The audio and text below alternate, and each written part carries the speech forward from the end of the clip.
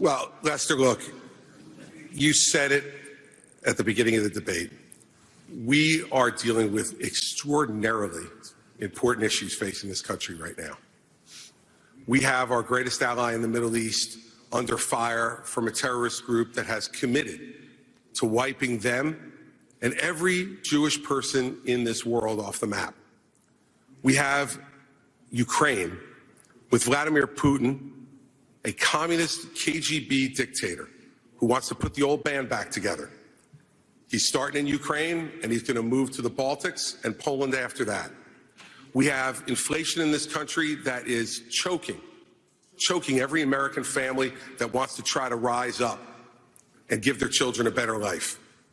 And tonight, we need to decide which president is going to be the one to tackle the big issues, who's going to make this country look once again, not just inward, but look outward at the world and say America is the country, the indispensable nation that makes this a safer world.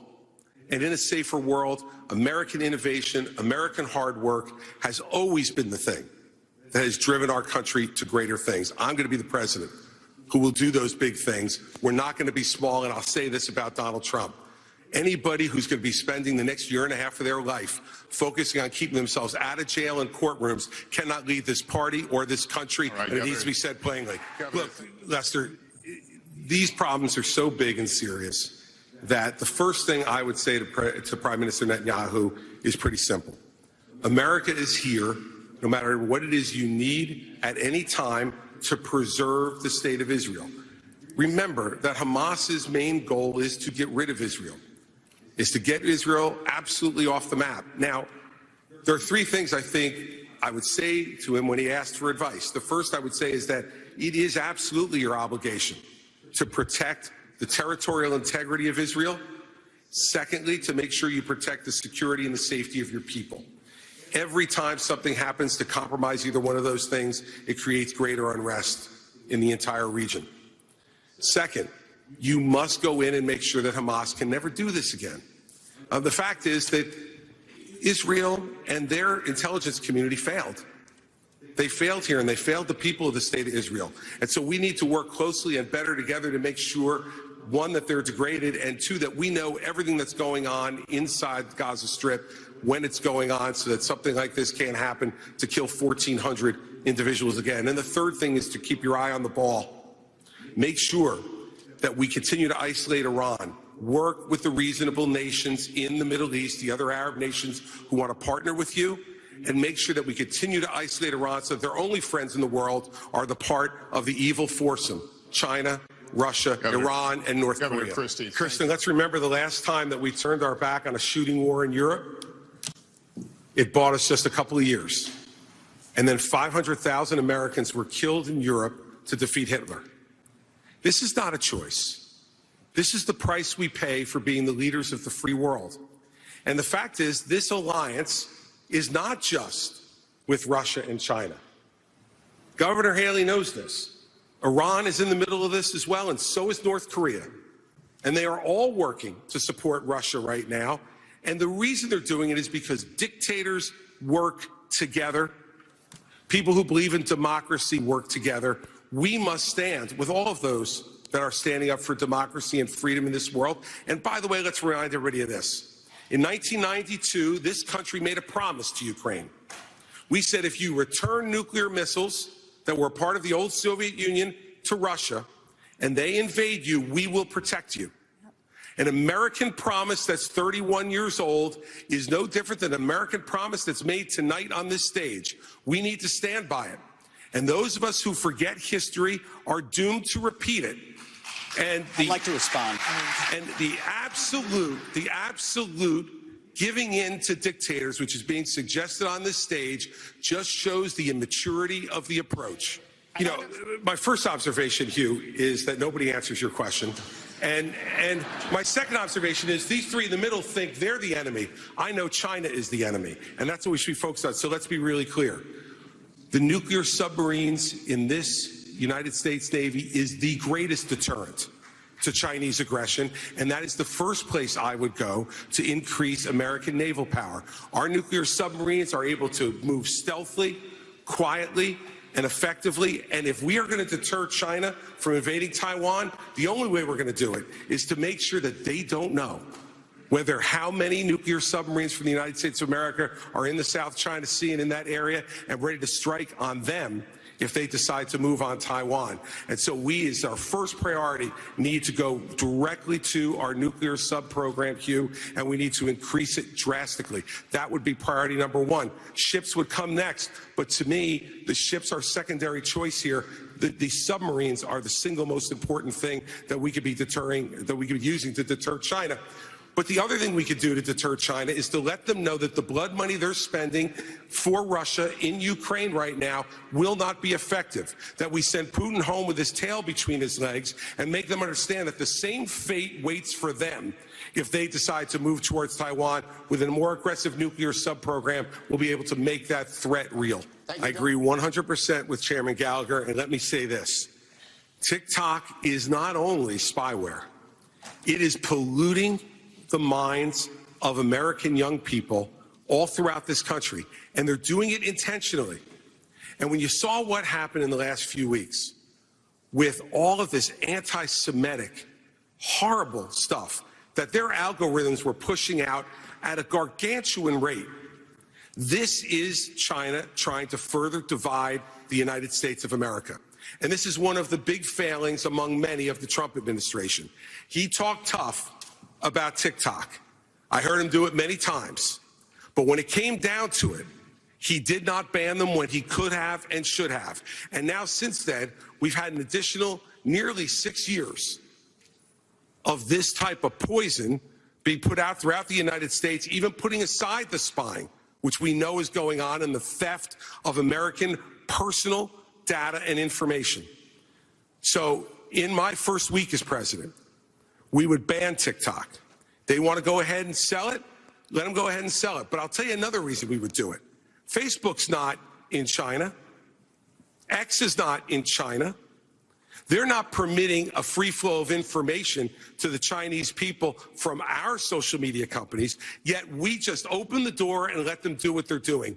TikTok should be banned because they are poisoning American minds, and I would do it week one. Lester, part of the entire premise of the question, and I agree with Tim on this, is absolutely energy is the key to this because it drives every one of those other prices. You know, now food gets to your grocery store, it gets trucked, and those truckers have to pay for fuel, for the higher fuel prices. And when you go ahead and you tell people, we are going to unleash every bit of American energy, every bit of its potential, what happens in the futures markets? The prices go down because those people who are believing that the Biden program will continue are the ones who are bidding this up. And let me tell you the other place that's bidding it up, in the Middle East. And so if you don't believe that making sure that Israel and that Israel situation that's going on right now isn't resolved and resolved quickly as President of the United States and bring stability back, that will also not permit countries like Saudi Arabia and others to be able to jack their prices as well in what they say is in response to a crisis, when it's really what it's in response to is putting more money in their pockets. When they have an American president who knows that Israel must be defended not with humanitarian pauses and not with suggestions for ceasefire, but with letting them know we will supply them with everything they need, that will also bring stability to the market. Energy is the key to bringing this down. It's what every American family needs when they turn on their lights, fill up their car, and go to the grocery store. And we need to do that first and foremost. That's the short-term answer. Sure, and we have to deal with this problem. Now, look, if we raise the retirement age a few years for folks that are in their 30s and 40s, I have a son who's in the audience tonight who's 30 years old. If he can't adjust to a few-year increase in Social Security retirement age over the next 40 years, I got bigger problems with him than his Social Security payments. Okay. And the fact is, we need to be realistic about this. There are only three things that go into determining whether Social Security can be solvent or not: retirement age, eligibility for the program in general, and taxes. That's it. We are already overtaxed in this country, and we should not raise those taxes. But on eligibility also, I don't know if out there tonight, and if you're watching Warren, I don't know if Warren Buffett is collecting Social Security, but if he is, shame on you, You shouldn't be taking the money. There are a lot of programs in this country that we all pay for that we don't get a direct benefit from. Food stamps is one of them. I've never, fortunately in my life, ever had me or my family on food stamps. But I'm glad it's there so that no one in this country goes to bed hungry at night if they have availability to that program. But I don't get a direct benefit. The fact is, on Social Security, remember why it was established. It was established as a safety net program to make sure that no one would grow old in this country in poverty. That's what we got to get back to. Rich people should not be collecting Social Security. Governor, can you give me a specific age, 69, 70? What would the age be? No, look, that's going to be a part of a negotiation with Congress, Kirsten, and hell, I'm not going to start negotiating until I get there. It can be done quickly in two ways, Hugh, on fentanyl. The first way is exactly as you suggest at ports of entry. We have to beef up what our law enforcement has in terms of technology. I would invest in that as president. We need to make sure that law enforcement has every tool at its disposal to do it. Secondly, on day one, I would sign an executive order that would send the National Guard to partner with Customs and Border Patrol, both at ports of entry and at the open ports of our border. Customs and Border Patrol agents are overwhelmed. There's 200,000 encounters a month over the last 11 months. We simply do not have the man and woman power at the border to be able to deal with it. And so dealing with both law enforcement, and you're right, we have done this, we can do this, but we got to give them the tools to do it, and technology is one of the biggest tools that we don't have enough of at the ports of entry. Now, we also need to lower demand, Hugh, in this country. And the way to lower demand is to start treating people again.